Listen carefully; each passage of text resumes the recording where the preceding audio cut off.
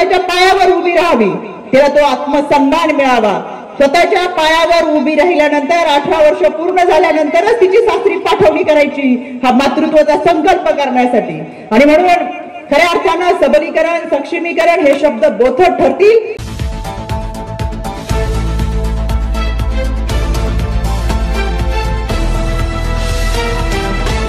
आज या ठिकाणी देगलूरच्या नगराध्यक्ष आणि त्यांच्या समवेत जे उमेदवार आहेत त्यांच्या प्रचार सभेच्या निमित्तानं आपल्यामध्ये उपस्थित असलेले राज्याचे प्रांताध्यक्ष, रायगडचे भाग्यविधाते आदरणीय सुनीलजी तटकरे साहेब, ज्यांनी आपलं मनोगत व्यक्त केलं आणि पुढच्या सभेसाठी आपल्या सर्वांची रजा घेतली, ते नवाबजी मलिक साहेब, ज्यांच्या प्रेमापोटी आपण सर्वजण या ठिकाणी उपस्थित राहिलात आणि मनाला समाधान वाटतंय। मला माहिती कळाली की 1 वाजल्यापासून या महिला भगिनी या ठिकाणी बसलेले आहेत आणि माझे बांधव सुद्धा 1 वाजल्यापासून बसलेले आहेत। खतगावकर साहेब, तुमच्यावरच्या प्रेमापोटी एकही माणूस हल्लेला नाही, हे प्रेम फार कमी लोकांच्या वाट्याला येतं जे तुमच्या वाट्याला आलं। आदरणीय प्रतापरावजी चिखलीकर, आदरणीय सुभाजी साबणे, आदरणीय अविनाशजी घाटे, आदरणीय मोहनरावजी हंबर्डे, आदरणीय व्यंकटरावजी गोजेगावकर, आमचे जिल्हाध्यक्ष शिवराजजी शेटाकर, आदरणीय राहुलजी देसाई, देवेंद्रजी मोतेवार आणि आपल्या नगराध्यक्षाच्या उमेदवार आदरणीय विजयताई बालाजी टेकाळे, त्यांच्या समवेत या ठिकाणी उपस्थित असलेले सर्व माझे उमेदवार, लक्ष्मीकांतजी पद्मावरजी, आयुब शेठजी चिमणीवाले, व्यासपीठावरती उपस्थित असलेले सर्व सन्माननीय सदस्य, या ठिकाणी मोठ्या संख्येने उपस्थित असलेले माझे बांधव, पदाधिकारी, कार्यकर्ते आणि आमच्या लाडक्या भगिनींनो, सर्वप्रथम आपण बराच वेळ झाला या सभेच्या निमित्तानं थांबलेला आहात। खऱ्या अर्थानं आदरणीय खतगावकर साहेबांवरचं प्रेम, लक्ष्मीकांतजी पद्मावर यांच्यावरती असलेली निष्ठा, या प्रेमापोटी आपण सर्वजण या ठिकाणी थांबलेला आहात। आज संविधान दिन, न्याय, समता, बंधुता या लोकशाहीच्या मूल्यांवर आधारित संविधान आणि बळकट लोकशाही भारतरत्न डॉक्टर बाबासाहेब आंबेडकरांनी तुम्हाला आणि मला दिली आणि खऱ्या अर्थानं आपण तहाट मानेने माणूस म्हणून जगायला सुरुवात केली आणि म्हणून हक्क आणि अधिकार याबरोबर आपल्या मूल्यांची निश्चितपणाने एक उंची गाठण्यासाठी आपण सर्वजण प्रयत्न करत राहिलो। खऱ्या अर्थानं दुर्दैवानं 26 अकराची जी मुंबईतली दुर्घटना घडली, यामध्ये जो दहशतवादी हल्ला झाला त्यामध्ये आपल्या सैनिकांनी, भारतीय जवानांनी, महाराष्ट्र पोलिसांनी जे शौर्य दाखवलं त्याच्यासाठी देखील मी अभिवादन व्यक्त करते। गोदावरीच्या काठावर वसलेले हे नांदेड, गुरु गोविंद सिंगांच्या पवित्र आशीर्वादाने पावन झालेली ही भूमी, 3.5 शक्तीपीठापैकी एक असलेले रेणुका मातेचं मंदिर आणि आदिमायेचा, आदिशक्तीचा जागर ज्या खऱ्या अर्थानं या भागामध्ये होतो, नंदीग्राम असेल आणि कंधारच्या एका ऐतिहासिक भूमीमध्ये आपण सर्वजण हा वसा आणि वारसा घेऊन चालण्याचा प्रयत्न करतो। आज आम्हाला मनाला समाधान वाटतंय।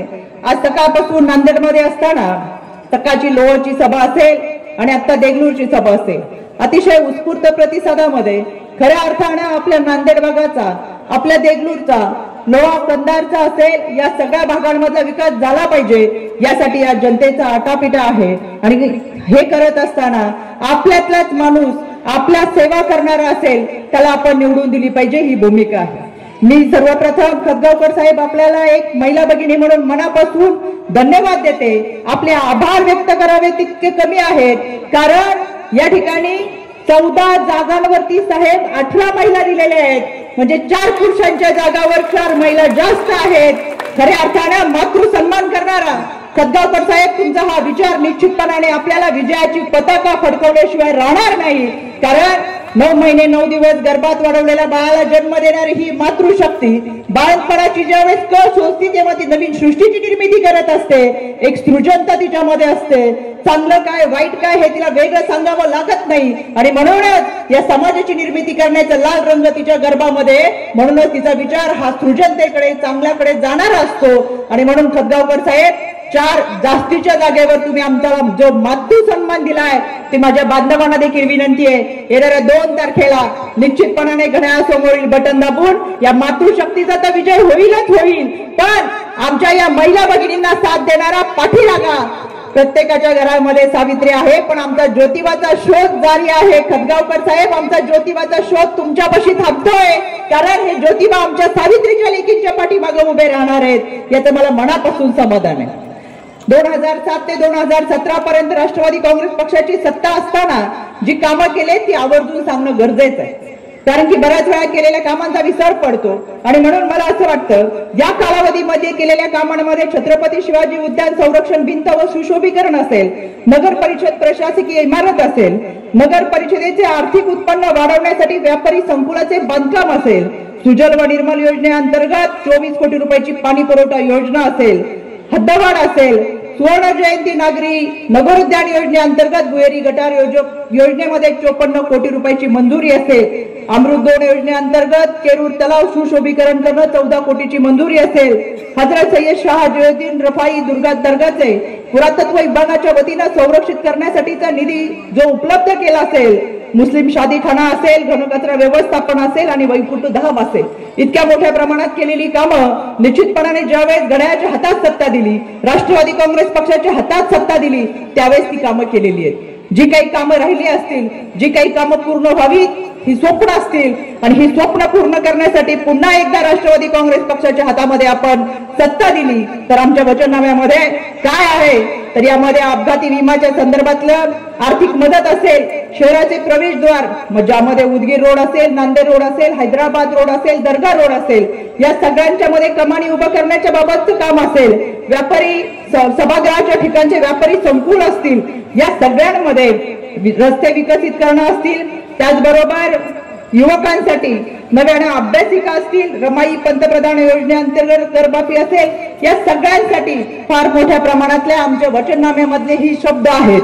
आमचं कोणतंही आश्वासन नाही.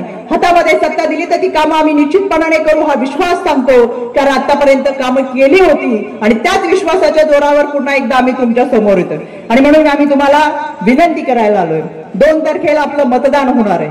या 2 तारखेला घड्याळासमोरचं बटन दाबून आपण या उमेदवारांना आणि आमच्या या नगराध्यक्ष पदाच्या उमेदवार असलेल्या विजयाताईंना प्रचंड मताने आपण निवडून देताल हा विश्वास आम्हाला निश्चितपणाने वाटतो.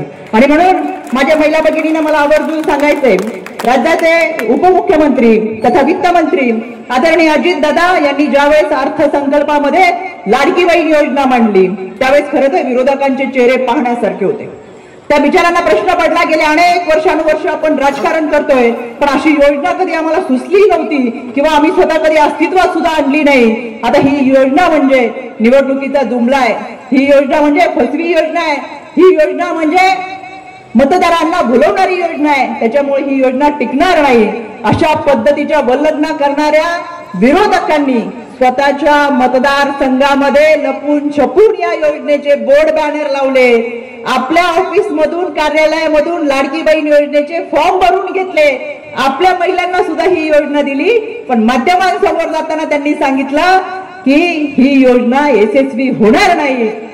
इतका पराकोटीचा द्वेष असणारे विरोधक ही योजना महिलांना मिळू नये म्हणून कोर्टात सुद्धा गेले, कोर्टात लढत राहिले की ही योजना बंद करा. पण आपल्या सगळ्यांना माहिती आहे जे बोलतो ते करतो हे शब्द ज्यांचे आहेत ते आदरणीय अजितदादांनी महिला व बाल विकास मंत्री आदित्यताई तटकरे यांच्या खात्यामधून ही योजना यशस्वी करून दाखवली आणि आता आमच्या महिला भगिनींच्या खात्यामध्ये दर महिन्याला 1,500 रुपये येतात. माझी महिला भगिनींना विनंती आहे, जरा खतगावकर साहेबांना आणि प्रांताध्यक्षांना सांगा हात वर करून की किती महिलांच्या खात्यामध्ये 1,500 रुपये येतात ते जरा व्यवस्थित. पत्रकारांना माझी विनंती, आमच्या या महिला भगिनींच्या हसऱ्या चेहऱ्यांचे फोटो घ्या, कारण की हे हास्य कोणत्याही बाजारामध्ये विकत मिळत नाही. ते जे या भाऊरायाने आमच्या महिला भगिनींना 1,500 रुपये दिलेले ते त्यांच्या सबलीकरणासाठी, सक्षमीकरणासाठी.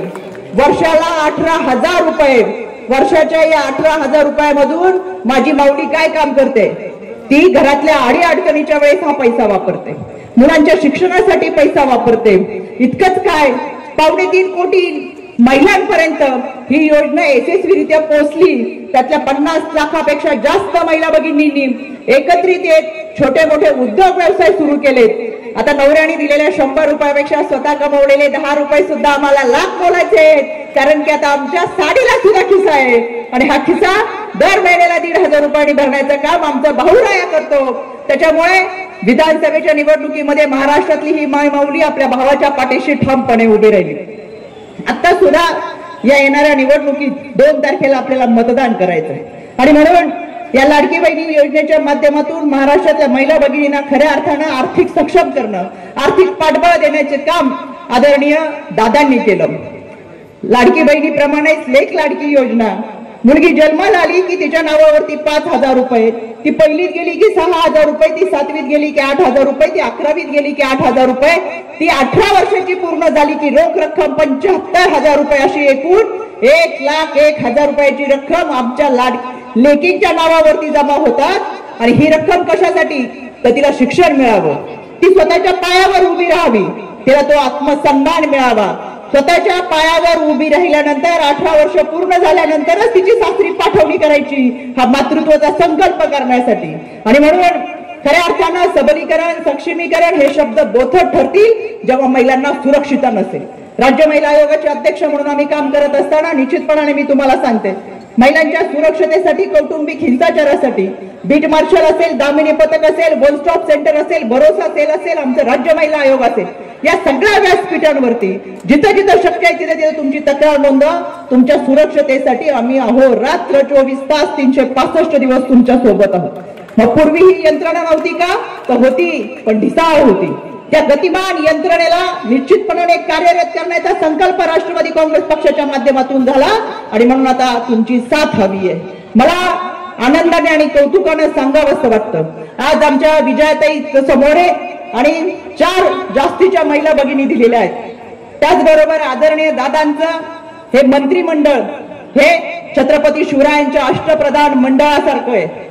18 पगड जाती जमाती 12 बलुतेदारांना घेऊन चालणारं मंत्रिमंडळ आहे। यामध्ये इद्रिजी नाईकवाडी यांना विधान परिषदेची उमेदवारी देत अल्पसंख्याक बांधवांचे प्रश्न सभागृहामध्ये मांडता यावेत आणि ते सोडवता यावेत, यासाठी हे प्रतिनिधित्व दिलं। प्रधानमंत्री आवास योजनेच्या माध्यमातून माझ्या अल्पसंख्याक बांधवांना घरे देण्याचा कार्यक्रम असो किंवा मौलाना आझाद आर्थिक विकास महामंडळाचा शासन निधी हा 50 कोटीपासून 500 कोटीवर करण्याचा असो, या माध्यमातून अल्पसंख्याक बांधवांना चांगल्या पद्धतीचं शिक्षण मिळावं आणि खऱ्या अर्थाने ते सबल आणि सक्षम व्हावं, यासाठीचा प्रयत्न आदरणीय दादांनी कायम केलेला आहे। आणि म्हणून मला आवर्जून सांगायचंय, राष्ट्रवादी काँग्रेस पक्ष हा मित्र पक्ष म्हणून कोणाबरोबर जरी असला तरी हा शिवशाहू फुले आंबेडकरांच्या विचाराचाच पक्ष आहे आणि निश्चितपणाने ही विचारधारा पुढे घेऊन जाण्याचा प्रयत्न या माध्यमातून होत आहे।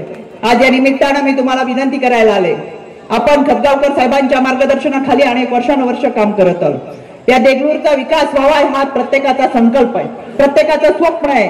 माझ्या युवकांचं ज्यांच्या हातामध्ये सळसळतं रक्त आणि उद्याचं भवितव्य आहे, ज्यांच्या बुद्ध्यांकावरून या समाजाचे खऱ्या अर्थानं गतिमानता मोजली जाते, त्यांच्या प्रगतीसाठी आपल्याला घड्याळाला साथ द्यायची। आणि म्हणून एकदा हात उंचावून प्रांताध्यक्ष इथं आलेले आहेत, खरं तर फार व्यस्त वेळातून वेळ काढून ते खतगावकर साहेबांच्या प्रेमापोटी या ठिकाणी उपस्थित राहत असताना आपल्याला ते विनंती करायला आले, सांगायला आलेत, पण आपणही त्यांना शब्द देऊयात।